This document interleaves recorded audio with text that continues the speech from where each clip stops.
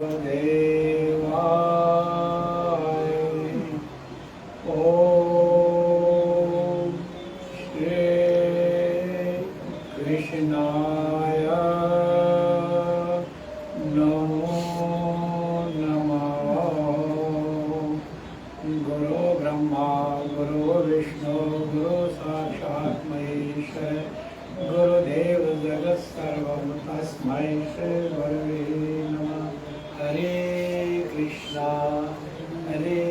कृष्णा आज एकादशी ज्येष्ठ शुक्ल पक्ष एकादशी। आज की एकादशी का नाम क्या है, महत्व क्या है, आज इसी को अमृतपान करेंगे हम। आज गुरुवार भी है। भगवद गीता का भी आज हम 13वें अध्याय का 15वें श्लोक से उसका भी हम अमृतपान करेंगे, क्योंकि हमारा आत्मा अमर है ही, लेकिन तब तक वो अमर नहीं हो जाता, आवागमन से मुक्त नहीं होता, जब तक वो बंधन से मुक्ति नहीं, संसार की माया को नहीं जानता। इसीलिए आज हम इस यात्रा में जप तप व्रत दान ये महत्वपूर्ण चीज हमारे साथ चलते हैं, क्योंकि आज शुक्ल पक्ष ज्येष्ठ एकादशी है। इसका नाम है निर्जला एकादशी। पहले हम इसी को ज्ञान जो युधिष्ठिर ने भगवान श्री कृष्ण से कहा, मुझे इस व्रत के बारे में बताओ, आज उसी के बारे में श्री कृष्ण नहीं व्यास जी बताएगा। उसी कथा को, क्योंकि आज मेरे दांत में बहुत दर्द है, इसको ज़्यादा नहीं कह सकता हूँ। अभी अभी हम सेवा भी करते थे, स्वयं पानी नहीं पीना, दूसरों को पिलाना, अपना मन तैयार करे, पिलाते पिलाते इतने धूप में अपना मन पर कंट्रोल करो, यही ईश्वर का आदेश है।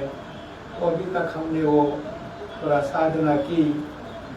अब हम पहले वक्त इस एकादशी का कथा सुनेंगे,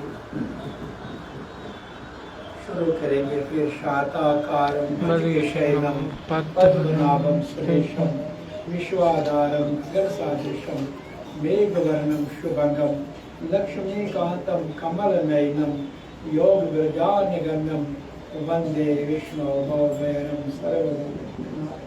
ध्यानमूलं गुरुं पूजामूलं गुरुतमं ज्ञानमूलं गुरुवाक्यं मोक्षमूलं गुरुतमं। हरे कृष्ण हरे कृष्ण। आओ, ज्येष्ठ शुक्ल पक्ष आज एकादशी का महत्व क्या है। युधिष्ठिर ने कहा, जनार्दन, अपरा का सारा महत्व, क्योंकि ज्येष्ठ कृष्ण पक्ष एकादशी का नाम था अपरा, उसका महाराज आपने सुनाया महत्व। अब हम ज्येष्ठ शुक्ल पक्ष एकादशी आज चल रही है, उसका वर्णन कीजिए।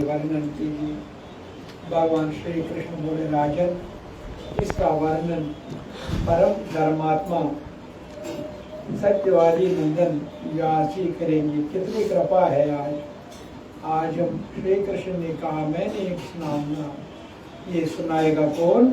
व्यास जी। प्रेम से गुरु व्यास जी महाराज की जय। क्योंकि ये संपूर्ण शास्त्रों के तत्व और वेद वेदांतों के परांगत विद्वान है। तब वेद व्यास जी कहने लगे, दोनों ही पक्षों का एकादशियों का भोजन न करे, याद रखे एकाग्र मन को करना है। जब तक मन शुद्ध नहीं होगा, संसार के बंधन से मुक्ति नहीं होगी। जब तक ये मन अशुद्ध चीजों से मिला हुआ ज्ञान के साथ मिलेगा, ये हमेशा आपको धोखे में रखेगा। यही धर्म है, यही रास्ता है, वही तो धोखा, इसीलिए उसे बचना चाहिए। इसके लिए उपाय है, व्रत धारण करो, एकादशी का व्रत है, उससे तुम्हें वो कृपा होगी, तुम्हें कभी धोखे में नहीं फंसोगे। तो इसने कहा जो मेरा आदेश है, भोजन ना करना महीने में 2 बार आएगी, लेकिन इसकी व्यवस्था मैंने बनाई। आपको जो रोज एकादशी रखते हैं उनको मैंने फलाहार के रूप में कहा, फलाहार के रूप में कहा।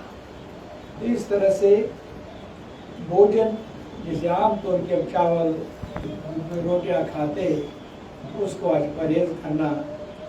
द्वादशी को स्नान आदि से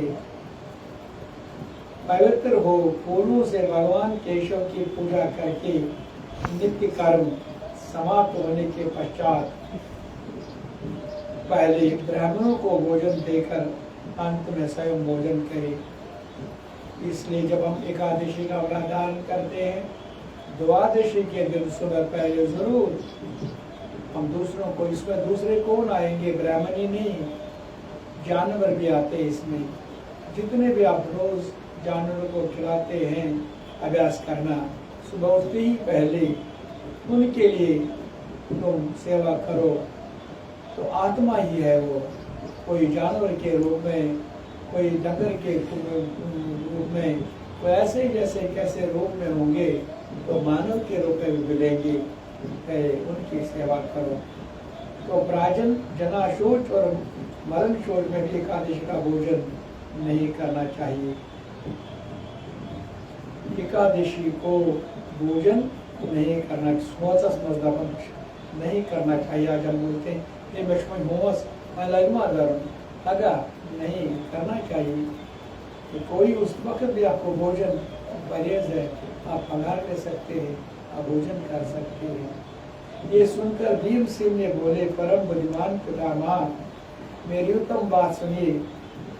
राजा युधिष्ठिर, माता कुंती, द्रौपदी, अर्जुन, नकुल और सहदेव एकादशी को कभी भोजन नहीं करते। अब यही भीम सिंह से बोलने लगा, हे पिता, परम बुद्धिमान पितामह, मेरी तो बात सुनिए। अब उससे कहा पितामह, ये व्यास जी उनका पितामह भी लगता है।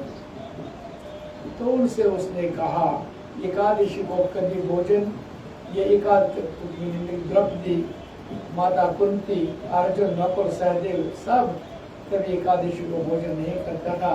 मुझसे भी हमेशा यही कहते हैं, भीमसेन तुम भी एकादशी को न खाया करो। लेकिन क्या करूं, किंतु मैं इन लोगों से यही कह दिया करता हूँ, मुझसे भूख नहीं सह जाएगी, इसलिए मैं व्रत नहीं धारण कर सकता। तो भीम सिंह की बात सुनकर व्यास जी ने कहा, ये जो तुम्हें स्वर्गलोक की प्राप्ति अभिष्ट है और नरक को दूषित समझते हो, दोनों पक्ष एकादशी को भोजन न कर। अगर तुम्हें समझते हो कि मुझे आकाश की तरफ चलना है तो फिर एकादशी का व्रत धारण करो। अगर तुम पाताल की तरफ जाना चाहते हो तो अपनी मर्जी से जो मर्जी करे वो करो, क्योंकि शरीर छोड़ने के बाद एक दिन शरीर छोड़ना होगा। जो भी कोई आता है उनको शरीर छोड़ना होता है।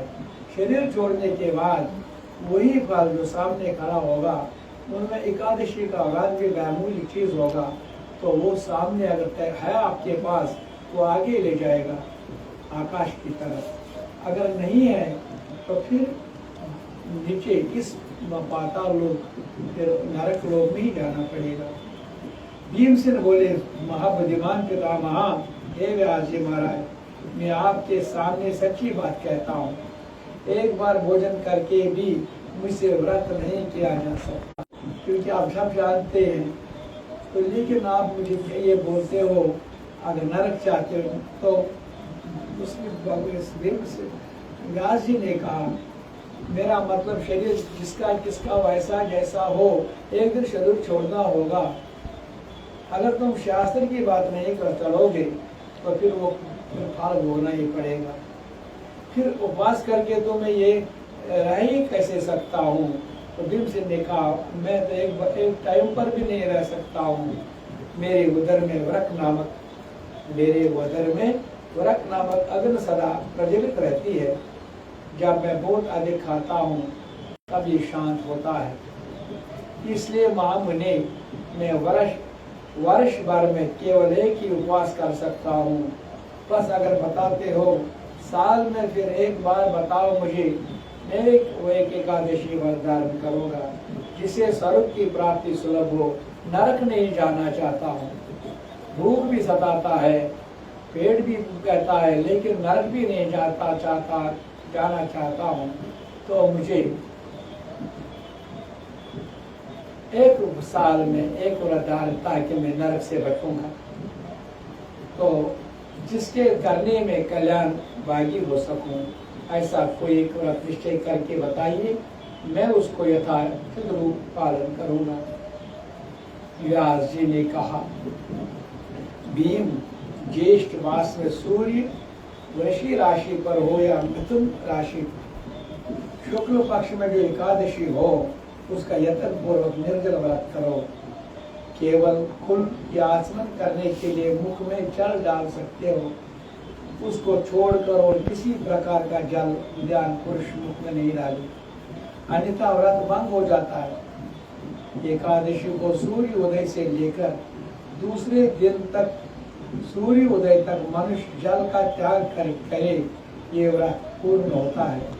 तदंतर द्वादशी को निर्मल प्रभात काल में स्नान करके ब्राह्मणों को विदय पूर्वक जल और शरण का दान करे। इस प्रकार सब कार्य पूरा करके जितेंद्र पूरे ब्राह्मणों के साथ भोजन करे। वर्ष भर में जितनी एकादशियां होती है उन सब का फल निर्जल एकादशी से सेवन से मनुष्य प्राप्त होता है। बस एक उपाय है, इसमें तनिक भी संदेह नहीं है।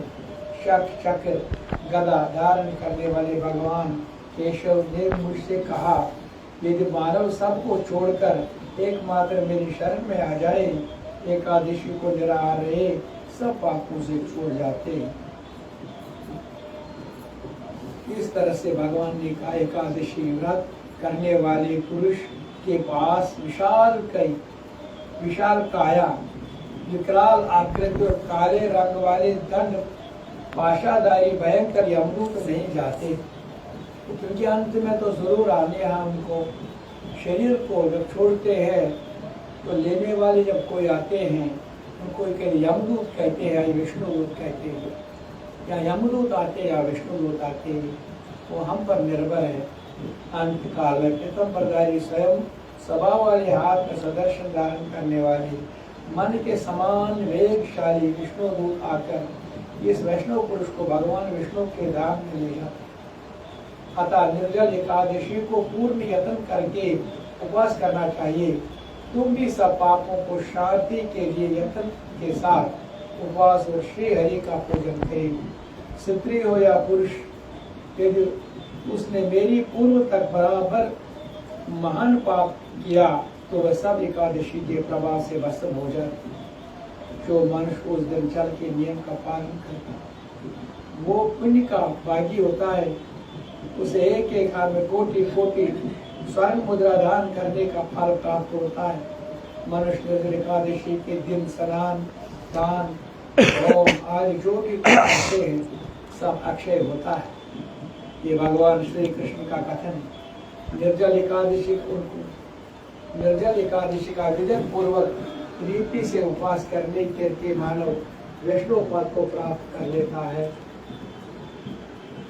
इस लोक में वह चंडाल के समान है, मरने पर दुर्गति को प्राप्त होता है। और आज भी नहीं करेंगे तो फिर कब करेंगे, कहाँ करेंगे। इसलिए जो नहीं करते हैं तो चंडाल की जीवन व्यतीत करते हैं और अंत में उनको कोई दुर्गति का फल होता है। जो ज्येष्ठ शुक्ल पक्ष एकादशी को उपवास करके दान देंगे परम पद को प्राप्त होंगे। जितने भी आज दान देने वाला पुण्य, दान लेने वाला भी ज्यादा उसे पुण्यवान है, लेकिन दान लेने वाला याद रखे तो दान का सदुपयोग करे, कोई दुरुपयोग न करे। जिन्होंने एकादशी को उपवास किया, ब्रह्म का शराबी चोर द्रोही होने पर भी सब पाप से मुक्त हो जाते। उनके नगर निर्जल एकादशी के दिन श्रद्धालु स्त्री पुरुष के लिए जो विशेष दान करते हैं उसे सुनो। जल में शयन करने वाले भगवान विष्णु का पूजन, जल में धेनु का दान करना चाहिए। प्रत्येक धेनु या व्यक्ति धेनु का दान, पर्याप्त दक्षिणा, भांति भांति के मिष्टान द्वार यत्न पूर्वक ब्राह्मणों को संतुष्ट करना चाहिए। और इस तरह से उन्होंने अपने साथ ही बीती हुई पीढ़ियों को और आने वाले सब पीढ़ी के भगवान वासुदेव के परम धाम पहुंचा दिया। निर्जल एकादशी के दिन अन्न, वस्त्र, गाँव, शाही, सुंदर आसन, कमंडल तथा छाता जितने भी है श्रेष्ठ ब्राह्मणों को दान देना चाहिए। सोने के विमान पर बैठकर स्वर्गलोक को प्राप्त होता है। एकादशी की महिमा को भक्ति पूर्वक सुनता था, भक्त उसको वर्णन करता। जो इस एकादशी को महिमा को भक्ति पूर्वक सुनता, भक्ति पूर्वक उसको वर्णन करता, वे दोनों स्वर्गलोक हो जाते। चतुर्शुल अमावस को सूर्य ग्रहण के समय श्रद्धा करके मनुष्य जिस फल को प्राप्त करता, उसी के श्रवण से भी प्राप्त होता। पहले पदार्थ करने के नियम लेने चाहिए। मैं भगवान केशव की प्रसन्नता के लिए एकादशी का निराहार कर आज व्रत धारण करता हूँ। द्वादशी को देव भगवान विष्णु को पूजन करना चाहिए और सुंदर वस्त्र अदय पूर्वक पूजन करके जल का गड़ा संकलन करना चाहिए। भीमसेन ज्येष्ठ मास में शुक्ल जो शुभ एकादशी होती है उसका निर्जल व्रत करना चाहिए। उस दिन श्रेष्ठ ब्राह्मणों को शक्कर के साथ जल के दान देना चाहिए। मनुष्य भगवान को विष्णु के सभी पहुंचकर आनंद का अनुभव करता है। तत्पश्चात द्वादशी के ब्राह्मण भोजन करने के बाद स्वयं भोजन करे। जो इस प्रकार पूर्ण पापनाशी एकादशी का व्रत करता है वह सब पापों से मुक्त हो अन्नमयी पद प्राप्त होगा। ये सुनकर भीमसेन ने भी शुभ एकादशी का व्रत आरंभ कर दिया। तब से लोग में पांडव द्वादशी नाम से विख्यात है और इसको आज हम भीमसेन एकादशी भी कहते हैं। अब उसने श्रवण किया, सुना, अब एकादशी व्रत धारण किया। अब उनको भी वही फल मिला जो बाकी भाइयों को भी हर एक साल में पूर्व एकादशी व्रत धारण करने से मिलता। इस भाई को भी इस एकादशी करने पर भी फल मिला। इस तरह से हमको भी हमारा जो व्रत है आज, सेवा है आज, भगवान हमारा ये स्वीकार करे। ओम नमो भगवते वासुदेवाय। ओम श्री कृष्णाय नमो। अब भगवत गीता के पीछे अब भगवत गीता को पढ़ेंगे। अब गुरुवार में, आज गुरुवार के दिन, इसलिए गुरुवार के दिन हम भगवत गीता को पढ़ते हैं। तो सब मेरे से पढ़िए। कृष्ण गोविंद माधव की पढ़ लो गीता केशव की वेदों की स्नेह महिमा, उपनिषदों का सार यहाँ अमृत देनो है सबकी।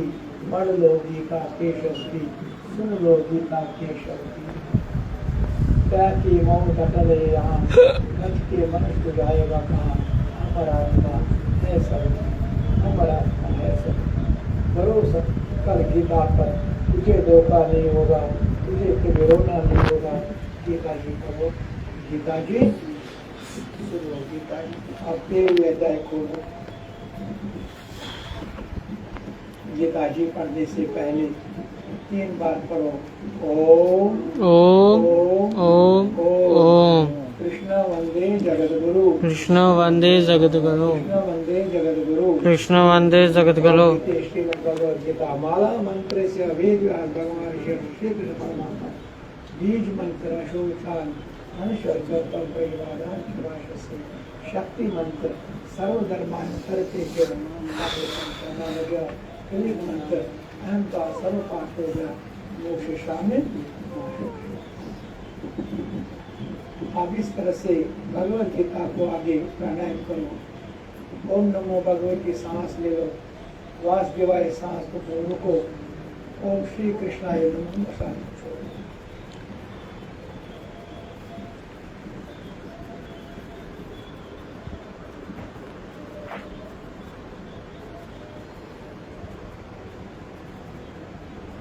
दूसरा बात,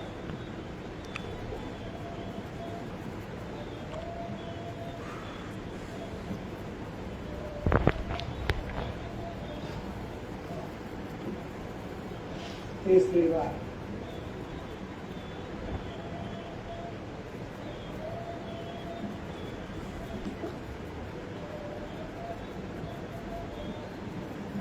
हरे कृष्णा हरे कृष्णा हरे कृष्णा। 15वां श्लोक है भगवद गीता। बहुयंताचरभूतानां अचरं चरमेव च सूक्ष्म स्वातम् अविज्ञेयं दूरस्थं चान्तिके च तत्। चार अचर सब भूतों के बाहर भीतर के परिपूर्ण है। चार अचर रूप भी वही है, वह सूक्ष्म होने से भी अवेज्ञ है, अति समीप है और दूर में भी स्थित है। एक ही इंसान के भाव पर मुतस्सर है। क्यों अवेज्ञ? जब समझे जैसे सूर्य की किरणें स्थित हुआ जल सूक्ष्म होने से साधारण मनुष्यों के जानने में नहीं आता, वैसे सर्वव्यापी परमात्मा भी सूक्ष्म होने के साधारण मनुष्यों को जानने में नहीं आता। दूसरा बोला हमने अति समीप, वह परमात्मा सर्वत्र परिपूर्ण सबका आत्मा होने से अति समीप है, हमारे साथ है। अब दूर की बात का सदा रहित अज्ञानी पुरुष जानने के कारण दूर है। जिनके पास सदा नहीं है, अज्ञानी है, उनके लिए उसका परमात्मा बहुत दूर है। 16वां श्लोक। अवे वक्तम च भूतेषु विभक्तमेव च सिद्धतम भूतव्रज तत्त्वज्ञेयं वैशेषम्। विभागरहित एक रूप से आकाश के सदृश परिपूर्ण होने पर भी चराचर संपूर्ण भूतों में विभक्त सा स्थित प्रतीत होता है। वह जानने योगी परमात्मा विष्णु रूप में भूतों के धारण पोषण करने वाला, रुद्र रूप में संहार करने वाला, ब्रह्मा रूप में सबको उत्पन्न करने वाला। अब यही तीनों कारण यही है, ब्रह्मा भी, विष्णु भी, महेश भी, तीनों का अपना अपना कार्य है, आदेश भगवान का है, इसलिए तीनों का मतलब एक ही है। 17वां श्लोक। ज्योतिषाम अकृत ज्योति तमसा परम उच्यते ज्ञानं ज्ञेयं ज्ञानगम्यं तद् सर्वस्य तिष्ठति। वह परम ब्रह्म ज्योतियों का भी ज्योति, माया से अत्यंत परे कहा जाता है। जैसे महाकाश में विभाग रहित स्थित सब गणों में पृथक पृथक सदृश प्रतीत होता है, वैसे परमात्मा सब भूतों में एक रूप स्थित हुआ भी पृथक पृथक के भांति प्रतीत होता है।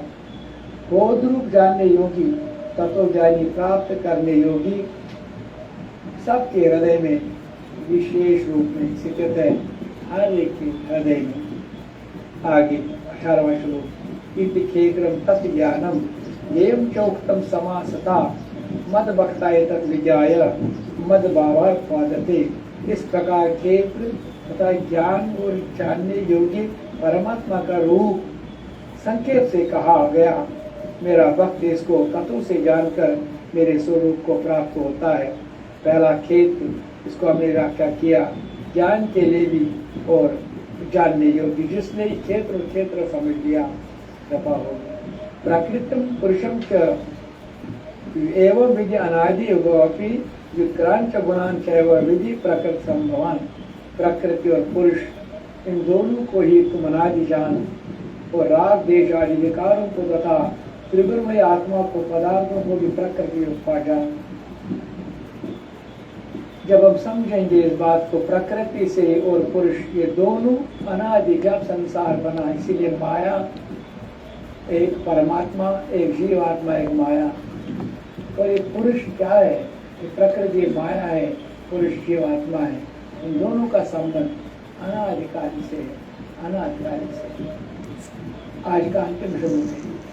कार्य कर्म करते हुए तुम प्रकृत उच्चते पुरुष सुख दुखानम मोक्ष हेतु उच्चते। कार्य और कर्म को उत्पन्न करने में हेतु प्रकृति कही जाती है। जीवात्मा सुख दुखों के भोक्तापन में अर्थात भोगने में हेतु कहा जाता। कार्य और कर्म को उत्पन्न करने के हेतु प्रकृति कही जाती है। इसलिए समझो, आकाश, वायु, अग्नि, जल, पृथ्वी, शब्द, सौर, गंध, इनका नाम है कार्य। बुद्धि, अहंकार, मन तथा क्षेत्र, रसना, ग्रह, देव, भक्ति, हस्त, पाद, उपस्थ और गुदा इन 13 का नाम है कारण। जो स्थूल का नाम है कार्य, सूक्ष्म का नाम है कारण। ये दोनों ही इसको हम समझते हैं इसको। तो इस तरह से ये प्रकृति और पुरुष अनादिकाल से आया। आगे हम इसको जब गुरुवार आएगी उस दिन उसको संक्षेप से बताएंगे। क्षेत्रे संवेतायेषु का पांडवाचैव क्षमा कर्वस् चिन्तयन्तो मां ये जना पर्युपासते तेषां नित्यमभियोगे मम। यत्र योगेश्वरः कृष्ण यत्र पार्थः तत्र श्री विजय। गीता माता की, गंगा मैया की, गायत्री माता की, गाय माता की, वेद माता की, भारत माता की, निर्जला एकादशी माता की, वेदव्यास भगवान की। हरे कृष्णा। यही पर एकादशी का ये कोई बात नहीं, कोई चिंता करने की जरूरत नहीं है। अभी बहुत वक्त लोग घबराएंगे पकड़े बाबू को। थोड़ा सा घर है इसमें, थकावट भी हुई है, यात्रा भी गए थे, यात्रा से भी हम आए और आज सुबह से सड़क पर भी थोड़ा सेवा करने लगे। धूप भी बहुत काफ़ी है, गर्मी भी बहुत काफ़ी और दर्द भी थोड़ा थोड़ा इसमें भी ज़्यादा ही फर्क हुआ। घबराने चिंता करने की जरूरत नहीं है। अभी औषधि भी ले लेंगे, थोड़ा सा फर्क हो जाएगी। तो आज का कार्यक्रम संपन्न करेंगे।